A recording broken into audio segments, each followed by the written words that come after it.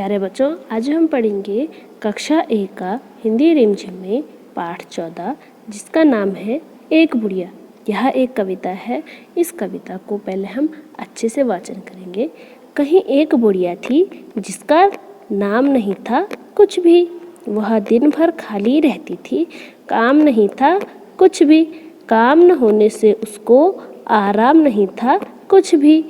दोपहरी दिन रात सवेरे शाम नहीं थी कुछ भी। तो यह कविता है एक बुढ़िया। तो यहाँ पर एक बुढ़िया के बारे में बताया गया है कि बुढ़िया जो है वो क्या क्या काम करती थी।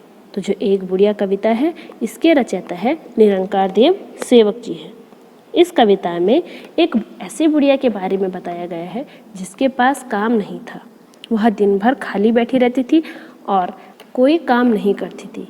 काम न होने से वह दिन भर खाली बैठी रहती और थक जाती थी, इसलिए उसे आराम नहीं मिलता था। काम न रहने के कारण उसके लिए सुबह, दोपहर, शाम और रात सब बराबर होते थे। कहीं एक बुढ़िया थी जिसका नाम नहीं था कुछ भी। किसी जगह पर एक बुढ़िया रहती थी, उसका कोई भी नाम नहीं था। वह दिन भर खाली रहती थी। तो खाली का अर्थ होता है रिक्त। काम नहीं था कुछ भी, तो काम का अर्थ होता है कार्य। जो बुढ़िया थी उसका कोई भी नाम नहीं था और वह दिन भर खाली रहती थी, यानी कि रिक्त रहती थी और काम नहीं था कुछ भी। उसके पास कुछ भी काम नहीं था। काम न होने से उसको आराम नहीं था कुछ भी। उस बुढ़िया के पास कोई कार्य न होने के कारण उसको आराम भी नहीं मिलता था। दोपहरी दिन रात सवेरे शाम नहीं थी कुछ भी। दोपहरी का अर्थ होता है अपराह्न, दिन का अर्थ होता है दिवस, रात का अर्थ होता है रात्रि, सवेरे का अर्थ होता है प्रातः और शाम का अर्थ होता है सायं।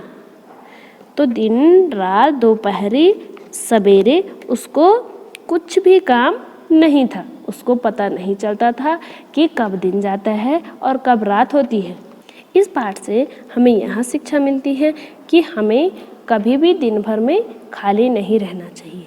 हमें कुछ ना कुछ काम करना चाहिए। और अब देखेंगे हम इसका अभ्यास।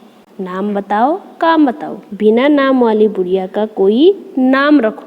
जो बिना नाम की इस कविता में एक बुढ़िया थी, उसके हमने कुछ नाम सोचना है। तो कुछ सोचिए। तो इसका होगा कलावती देवी। वह दिन भर खाली रहती थी, उसके लिए कुछ काम सुझाओ। वह क्या रहती थी? दिन भर खाली रहती थी।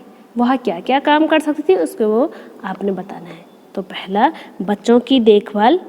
दूसरा है, बच्चों को कहानी सुना सकती थी। तीसरा, पेड़ पौधों की देखभाल कर सकती थी। चौथा, पाठ पूजा कर सकती थी। पांचवा, घर की सफाई कर सकती थी।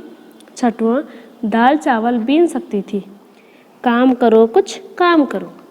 तो कवि जो है वो कह रहा है कि कुछ काम कर लो, सभी को कुछ काम करना चाहिए। तो यहाँ पे तुम्हारे घर में सबसे ज़्यादा काम कौन करता है? तो आपने बताना है कि आपके घर में कौन करता है सबसे ज़्यादा काम। तो यहाँ पे पहला आएगा मम्मी और दूसरा आएगा पापा। तुम्हारे घर में सबसे ज़्यादा आराम कौन करता है? तो आपने अपने घर में देखना है कि हमारे घर में है सबसे ज़्यादा आराम कौन करता है। तो यहाँ पे आएगा दादी जी और दूसरे नंबर पे आएगा दादाजी। आपका पाठ जो यहाँ पे है एक बुढ़िया है, वो यहाँ पे समाप्त होता है। धन्यवाद।